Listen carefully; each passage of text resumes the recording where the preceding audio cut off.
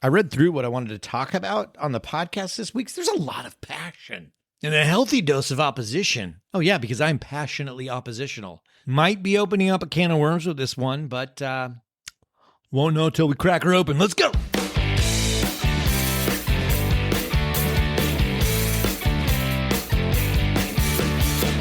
You are listening to ADHD Big Brother, the podcast for adults struggling with their ADHD, their comorbid depression, their anxiety. Oh, it's just a hoot. I'm your host and your ADHD Big Brother, Russ Jones. I've got ADHD too. I've got depression as well. It's crap-tastic. So let's learn some stuff. Let's laugh at some stuff. Let's make some commitments to do some stuff. Ladies and gentlemen, here's some stuff. Welcome to the podcast. Hi, how you doing, everybody? Oh, I gotta, excuse me. I'm glad you're here. Hi. Man, we've had a busy August, haven't we? Holy crap, school's getting back in session. If you've got the kiddos, my kids are already back in school. Back to it we go. So we're going to kick things off with the mental health report. So every episode, we share what's going on in the mental space. You know, we're just normalizing talking about our skull spaghetti. It's the good stuff, the bad stuff, the weird stuff. We're not always fine. So let's be cool with being vulnerable about it, right? I'll share my garbage. You share yours. And maybe our garbage, I don't know, doesn't stink as much as a result. You never know. All right, I'll go first. I've had a pretty solid week this past week, so awesome, feeling good. My kid was in an acting showcase that was super fun. He did a great job at the Universal Hilton. That was so awesome. Had some good client calls. The work was good last week. Had a super fun date night with Emily. We got an episode of Ted Lasso in there.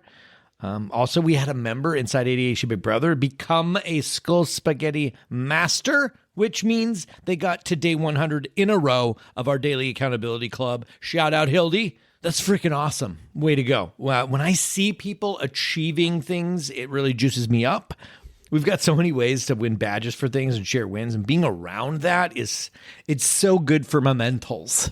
I was also reminded this week of how absolutely oppositional I can be. I'm a member of a coach's mastermind. We had a good session on Friday, and I am so fucking oppositional. We talked about it there, and I've talked about it here numerous times, but maybe it bears repeating, I guess. I refuse to do social media. And one of the mastermind members was asking me what the deal was, what's behind it, right?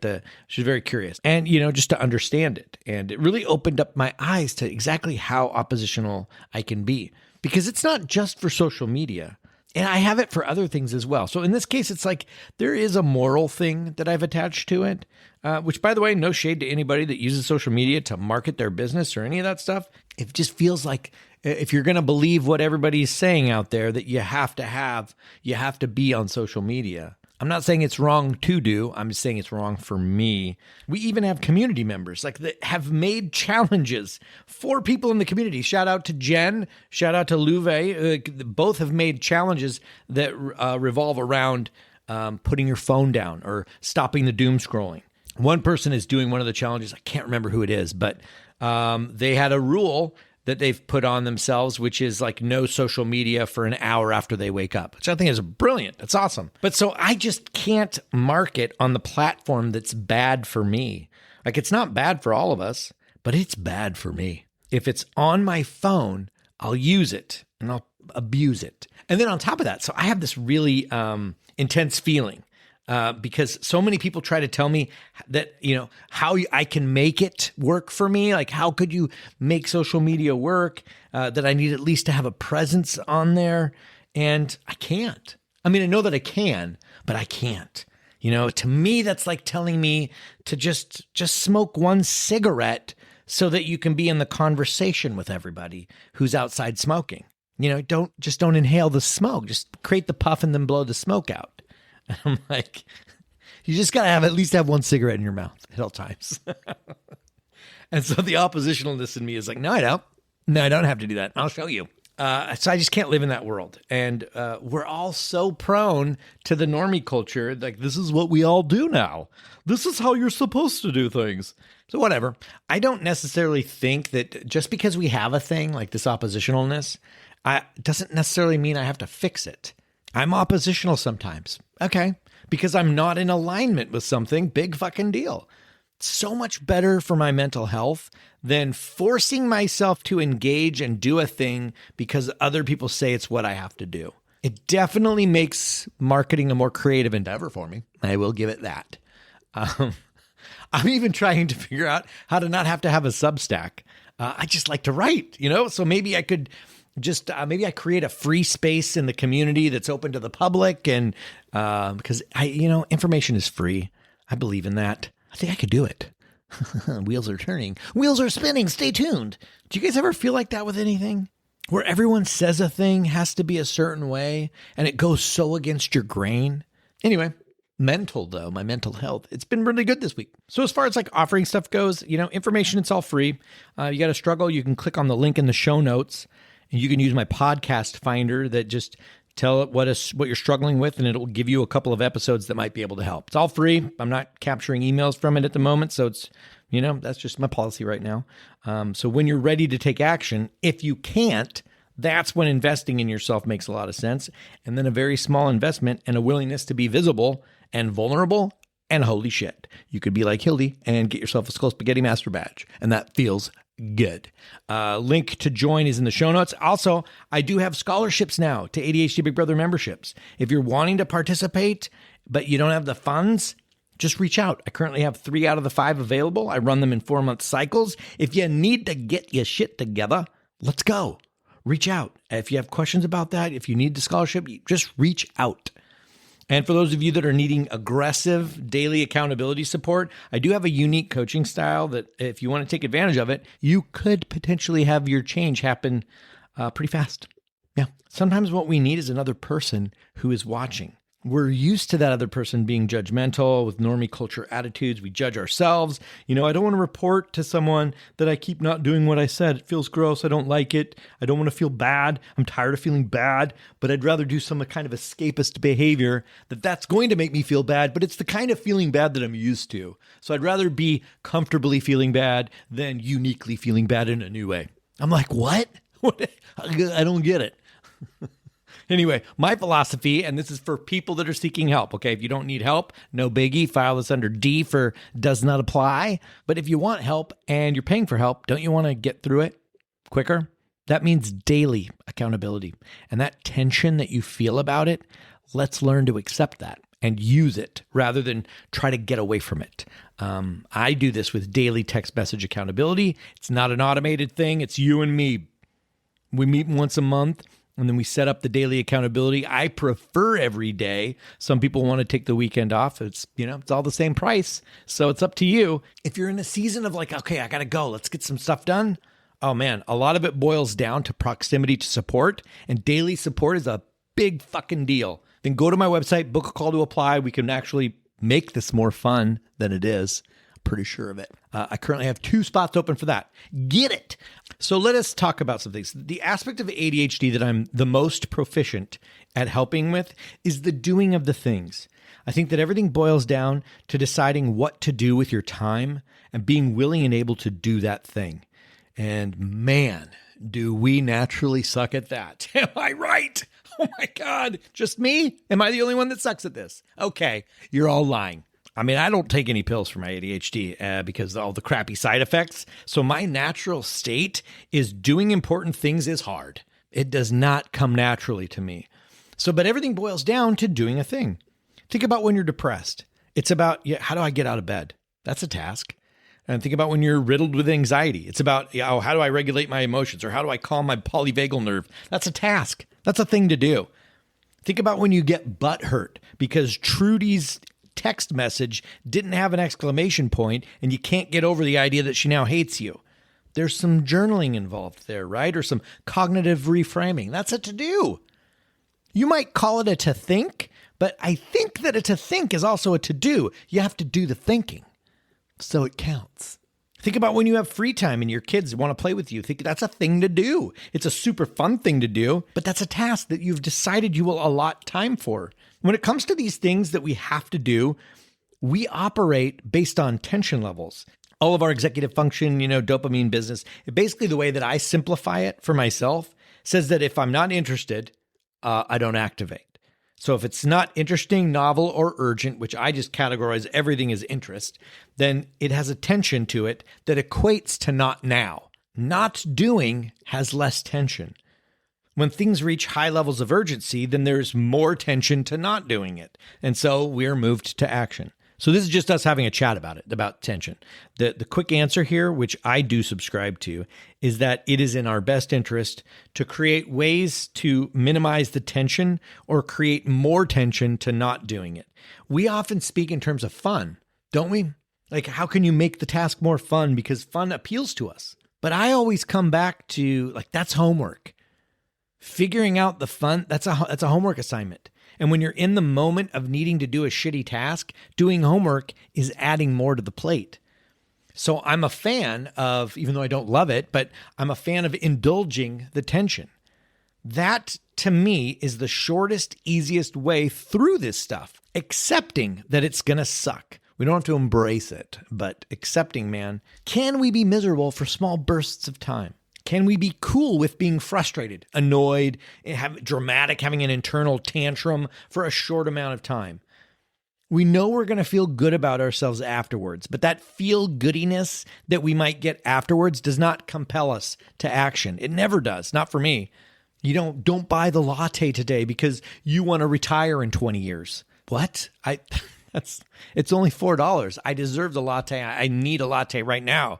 I'm good. That's the exaggeration, but I think hopefully you get what I'm talking about. Long-term importance has no bearing on our right now. And I'm not in a place to do homework in the moment of the tension. So I may as well expect it, rely on it, be grateful if it doesn't happen, but get practiced at the art of doing a thing, even though that takes practice.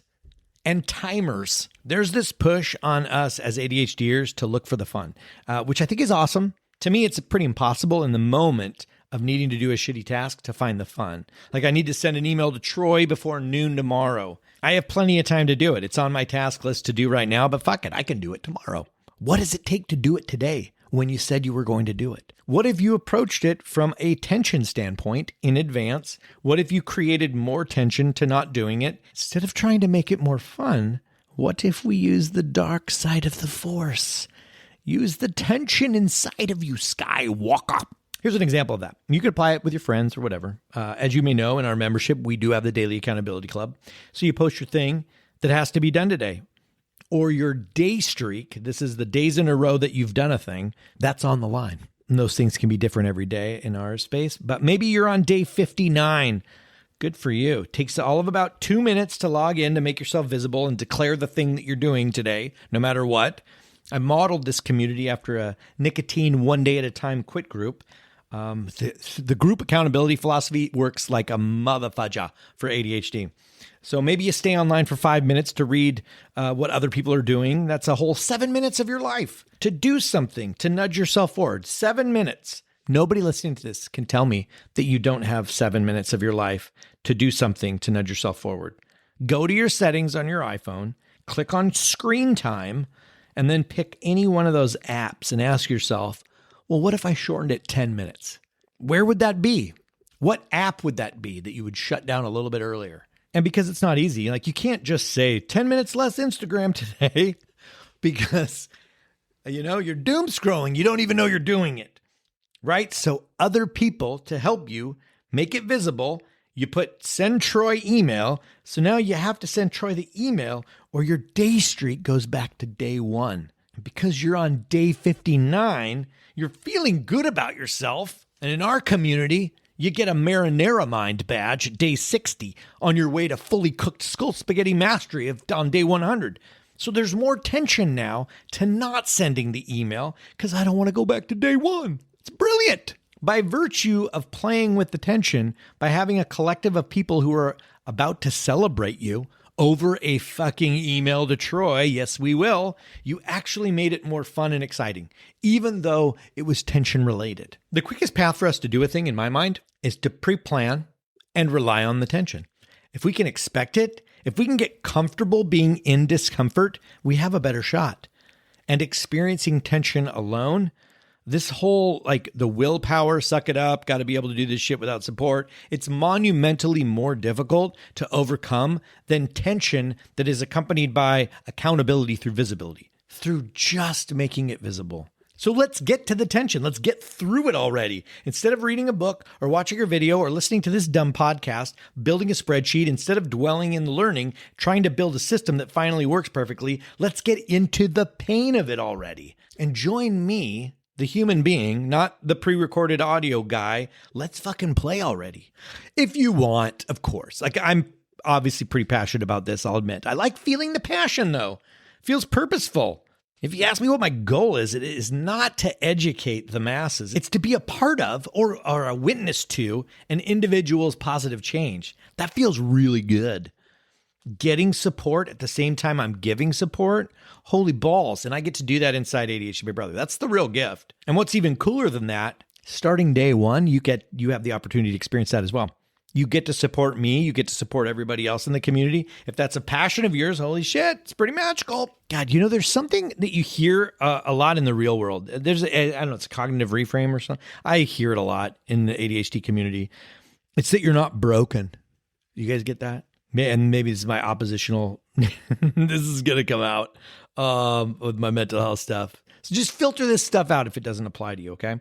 But you telling me I'm not broken, it angers me sometimes. You don't know me. You don't have the right to tell me that I'm not broken. How do you know? Unless you're just spouting a general cliche that I'm going to put on a mask and I'm just going to fake it till I make it. I'm going to pretend I'm not broken even though I feel broken because you said so. It relies on me outsourcing my self-view to a stranger. I have to give you more power over me than me. So then what I feel about myself isn't as truthful as what you tell me about me. That doesn't work for me. God, even in therapy, I would be pissed off at my therapist. They better come at me inquisitively, right? What makes you feel broken? Don't tell me I'm not to ask me why I feel like I am. Oh, I can feel it. I'm boiling inside. What works for me is like you put me in a room of a bunch of people that feel broken, and then we will all realize together that we're not alone, and we all have similar struggles, even if they're different, and we all come to our own conclusions that we aren't broken.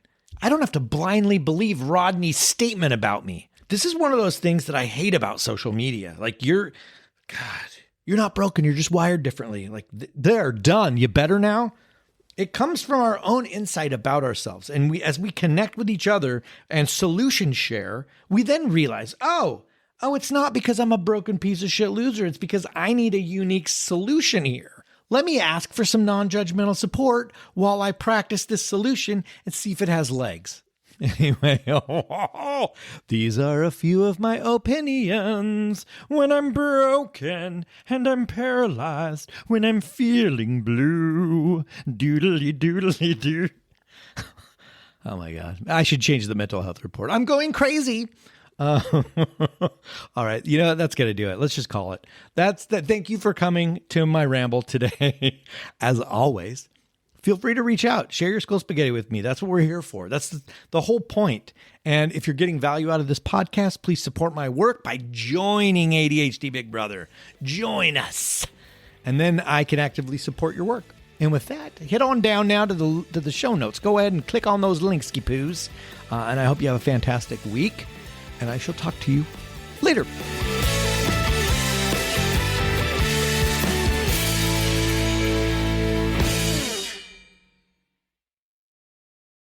Real quick before you go, so we got 250 plus episodes here. Finding the right one that fits with what you're dealing with today, right now, that's not going to be very easy. So I built an episode finder. You type in your struggle and it'll point you to a couple of episodes. It's free. There's no email. There's nothing to sign up for. Link is in the show notes. Give it a thwack. Let me know what you think.